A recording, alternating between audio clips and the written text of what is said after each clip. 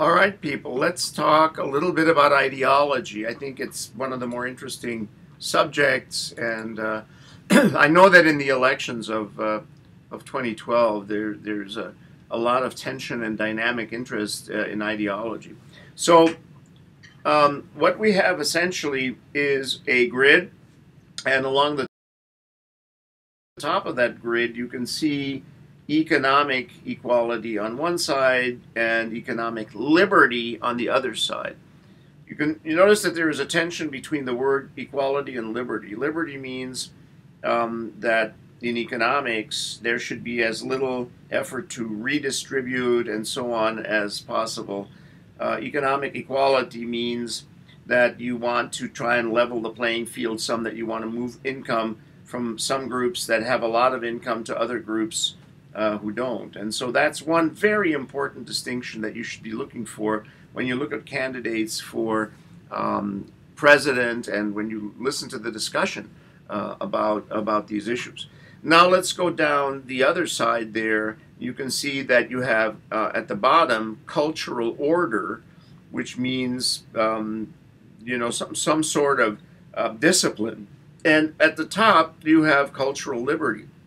Now, interestingly enough, liberals, as you can see in that red box, are in favor of both cultural liberty and also economic equality. So they want people to be able to, be much more, make decisions for themselves in terms of things like smoking pot, perhaps, gay marriage, and other things like that.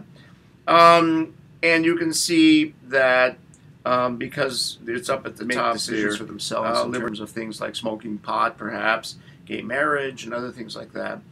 And you can see that because it's up at the top there, libertarians are also quite, let's call it, open-minded about cultural liberty.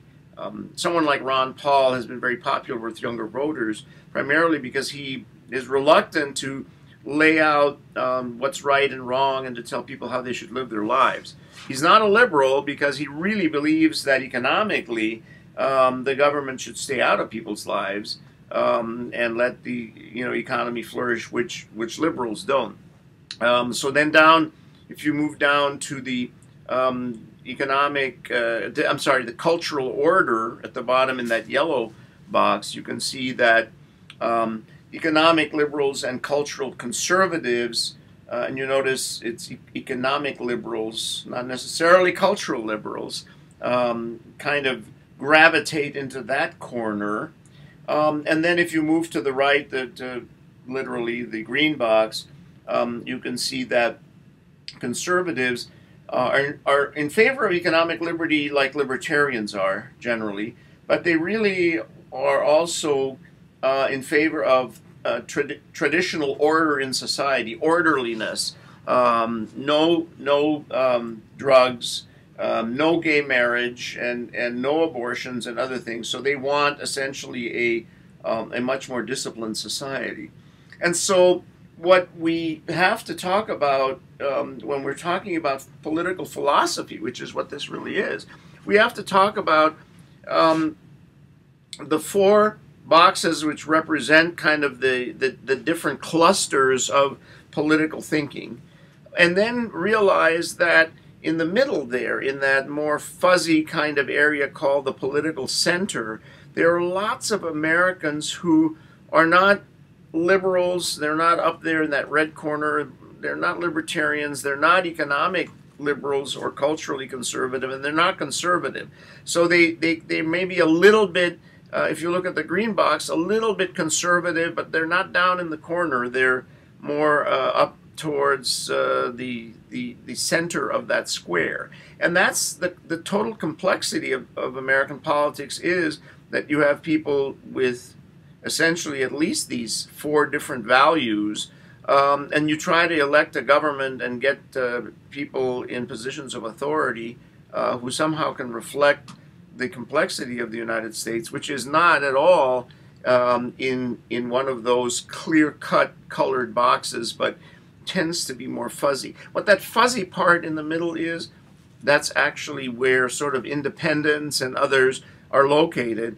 And you can see that a candidate running for office in the United States can't be in one of the extreme corners. There just aren't enough Americans up in that little libertarian corner or down in that very conservative corner. So in order to win elections, you have to get that fuzzy center in that box to vote for you, and then you have a reasonable chance of getting elected. And that's pretty tough to do because, a lot of people feel very strongly about things, both liberals and conservatives, libertarians. They feel very strongly. But if they don't compromise a little, they find themselves isolated. There are not enough people there. And then you can stay there and you can believe that and you can work for it.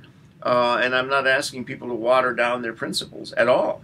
But if you want to win elections, generally you have to compromise.